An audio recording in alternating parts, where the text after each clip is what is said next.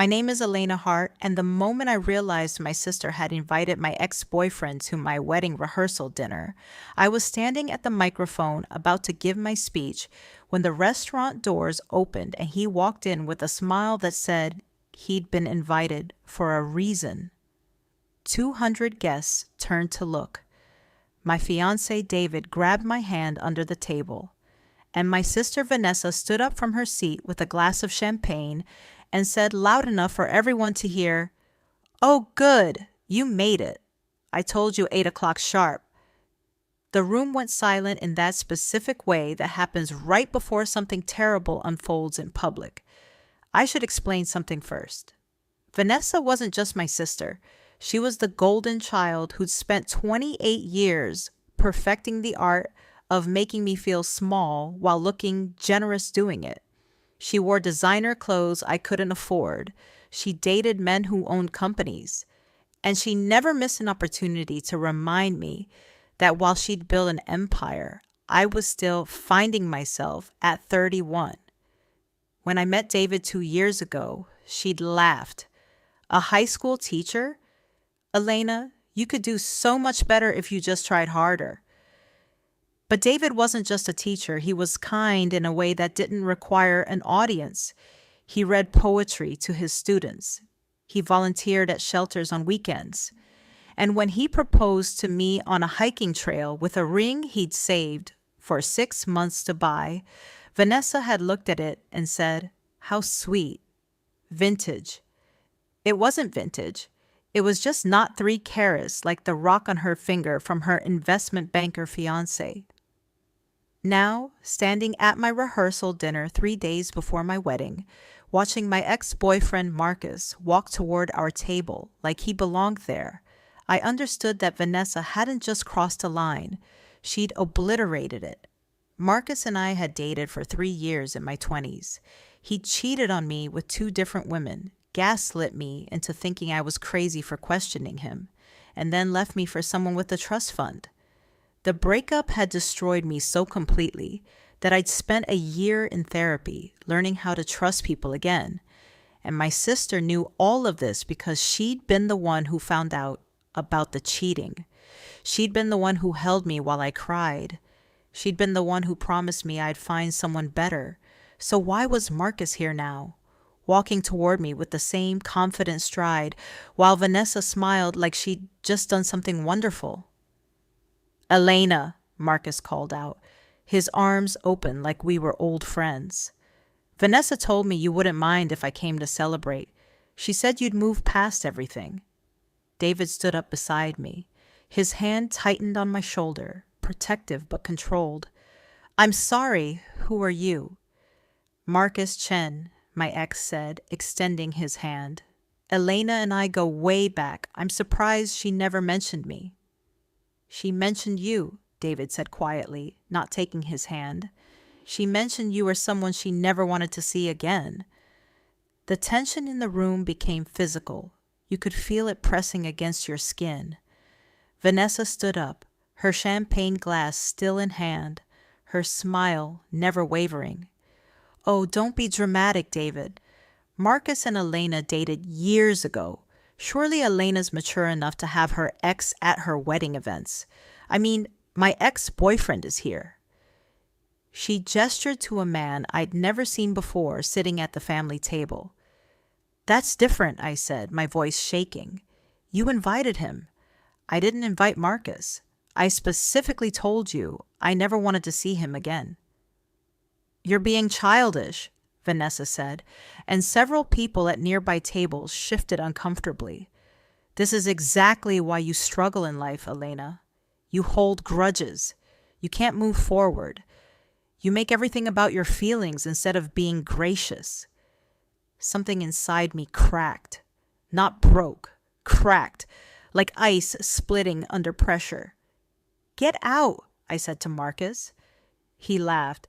"Come on, Elena, don't be like this." Vanessa said, "I don't care what Vanessa said," I interrupted. My voice was louder now, carrying across the restaurant. "You cheated on me 3 times. You lied to me for a year. You made me feel like I was losing my mind. And now my sister brought you to my wedding rehearsal dinner to prove what? That I'm not over you? That I'm still broken? The restaurant had gone completely silent. Even the waitstaff had stopped moving. Vanessa's smile finally cracked. That's not what this is about. Then what is it about? I demanded. Tell me, Vanessa. Tell everyone here what you're trying to prove by bringing the man who destroyed me to the dinner before my wedding. She didn't answer. She just stood there, her champagne glass trembling slightly in her hand. That's when the restaurant door opened again. A woman walked in wearing a business suit that probably cost more than my wedding dress. She was in her 50s, elegant, with silver hair pulled back in a severe bun. She looked like someone who'd spent her life winning arguments. Behind her came two younger women, both carrying briefcases. The entire room turned to stare. I'm looking for Elena Hart, the woman said, her voice cutting through the silence like a blade. That's me, I said, confused. She walked directly to our table, ignoring everyone else in the room. My name is Catherine Walsh. I'm the CEO of Walsh Media Group. I've been sitting 3 tables away for the past 40 minutes, and I've watched something I need to address. My heart was pounding. I don't understand. Catherine turned to look at Vanessa. You're the sister? Vanessa lifted her chin defensively. I am. The one who just publicly humiliated your sibling at her wedding rehearsal dinner by inviting her ex-boyfriend, who she specifically asked you never to contact in order to make her look unstable in front of 200 guests? Vanessa's face went white. I didn't. Save it, Catherine interrupted. I watched the whole thing. I heard every word you said, and I need to tell you something that apparently no one else in your life has had the courage to say. She stepped closer to Vanessa, and something about her presence made my sister actually step back. You're a bully, Catherine said simply. You weaponize kindness. You disguise cruelty as concern. You've spent years making your sister feel inferior so you could feel superior, and tonight you crossed a line that can't be uncrossed. Who do you think you are? Vanessa demanded, but her voice shook. I'm someone who recognizes talent when I see it, Catherine said. 2 months ago, my company was looking for a new creative director for our education division. We needed someone who understood teachers, students, and the way stories could change lives. Your sister applied. My heart stopped. I had applied. I'd sent in my portfolio on a whim, never expecting to hear back. She didn't get the job, Catherine continued. Do you know why? I shook my head, unable to speak. Because someone sent us an anonymous email claiming Elena Hart was mentally unstable, that she had a history of dramatic behavior, that she couldn't handle pressure, and that hiring her would be a liability. The room erupted in whispers. Catherine pulled out her phone and held it up. I brought my cybersecurity team because I don't like loose ends. It took them about 20 minutes to trace that email back to its source. She turned the phone around. On the screen was an email header with metadata clearly showing Vanessa's personal email address. You sabotaged your own sister's career, Catherine said. You cost her a job that would have paid twice what she makes now, with benefits, creative freedom, and a chance to build something meaningful. All because you couldn't stand watching her succeed. Vanessa was shaking. That's not true. I wouldn't. The forensic evidence says otherwise, one of the younger women with briefcases said, stepping forward. We have the IP address. We have the metadata. We have everything we need. David's hand found mine. He squeezed it so tightly I thought my fingers might break, but I didn't pull away. Why? I whispered, looking at my sister. Why would you do that to me? Vanessa's eyes were filled with tears now, but they looked more like panic than remorse. You don't understand. You were supposed to be the one who needed me. You were supposed to be the one who struggled. If you got that job, if you married David, If you built a life that didn't revolve around me fixing your problems, then what was I? The honesty of it hit me like a physical blow. My sister hadn't sabotaged me because she hated me. She'd sabotaged me because she needed me to fail so she could feel successful. I'm offering you the job, Catherine said, turning back to me. Creative Director, Education Division. You'll start after your honeymoon if you want it. The salary is $140,000 a year, full benefits, creative control over our K-12 storytelling initiatives. I couldn't breathe. I don't understand why you're doing this. Because 20 years ago, I was at a family wedding when my sister did something similar to me, Catherine said. She invited my abusive ex-husband to my engagement party to prove I hadn't healed. No one stood up for me that night. Everyone just watched. I swore that if I ever witnessed someone else going through what I went through, I would intervene. She extended her business card. Call me tomorrow. We'll discuss contract details. Then she turned back to Vanessa one more time. You should know that I've also sent the evidence of your sabotage to your employer. I believe you work at Morrison Strategic Consulting. Vanessa went absolutely white. Interfering with a competitor's hiring process using fraudulent information is grounds for termination in your industry, Catherine continued. I imagine you'll be hearing from your HR department very soon. Then she nodded to me, smiled at David, and walked out with her team. The restaurant erupted. People were talking. Phones were out.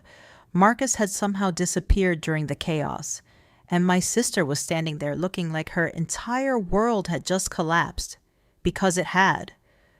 My mother finally spoke from across the table. Vanessa, is this true? Did you really send that email? Vanessa didn't answer. She just grabbed her purse and ran out of the restaurant, her heels clicking against the marble floor as she fled. My father sat there in shock. David's parents looked horrified, and I stood there feeling like someone had ripped open my chest and shown everyone the wound I'd been carrying for years. David pulled me into his arms. Are you okay? I don't know, I whispered. I don't know what I am. 3 days later, I got married. Vanessa didn't come. She sent a text the morning of the wedding. I can't face you. I'm sorry. I don't expect you to forgive me. I didn't respond.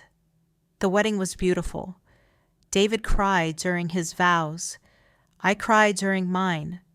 And when we danced, I felt lighter than I'd felt in years, like someone had removed a weight I didn't know I was carrying. Catherine Walsh came to the wedding. She brought a gift, a leather-bound journal with a note inside that said, "Write your own story. No one else gets to hold the pen." 2 weeks later, I started my new job.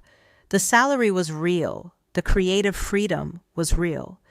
And for the first time in my life, I was building something that belonged entirely to me. Vanessa lost her job. Morrison Strategic Consulting released a statement saying they had parted ways with her due to ethical violations. Her engagement fell apart a month later when her fiancé realized the life she'd been building was constructed on borrowed confidence and sabotaged competitors. My mother called me 6 weeks after the wedding. Vanessa wants to talk to you. She's in therapy. She says she wants to apologize properly. I'm not ready, I told her. When will you be ready? My mother asked. Maybe never, I said. And that's okay. Because here's what I learned. Forgiveness isn't something you owe people who hurt you. Forgiveness is something you give yourself when you're ready to stop carrying their damage. Vanessa spent years making me feel like I wasn't enough, like my choices weren't impressive enough, my life wasn't successful enough, my worth wasn't substantial enough. But the truth is, I was always enough. I just needed someone to remind me that the only person's approval I needed was my own. 6 months after my wedding, David and I found out we were expecting our first child. When I told Catherine, she smiled and said, "That baby is going to have a mother who knows the difference between love and control. That's the greatest gift you could give them. She was right. My daughter was born on a Tuesday morning in spring. We named her Sophie Catherine Hart Morrison. And when I held her for the first time, I made her a promise. I promised her that I would never make her feel small, so I could feel big. I promised her that I would celebrate her victories instead of competing with them. And I promised her that if anyone ever tried to sabotage her the way my sister sabotaged me, I would stand up for her with everything I had. Because that's what real family does. Real family doesn't tear you down to build themselves up. Real family lifts you higher even when it means standing in your shadow. Vanessa sent a gift when Sophie was born, a silver rattle engraved with my daughter's name. The card said, "I'm learning what it means to be happy for someone else. I'm sorry it took me so long." I kept the rattle. I didn't respond to the card. Maybe someday I'll be ready to let Vanessa back into my life. Maybe someday I'll be able to look at her without remembering the email, the rehearsal dinner, the years of subtle cruelty disguised as concern. But today isn't that day. Today, I'm sitting in my office at Walsh Media, working on a new storytelling initiative for middle school students about recognizing emotional manipulation. Today, I'm going home to a husband who loves me without conditions and a daughter who will grow up knowing her worth isn't determined by anyone else's insecurity. Today, I'm enough. I've always been enough, and no one gets to take that away from me ever again. The greatest revenge isn't destruction. It's building a life so full of genuine success, real love, and authentic happiness that the people who tried to keep you small become irrelevant to your story. And that's exactly what I did. If you feel this story, please like, share, and subscribe.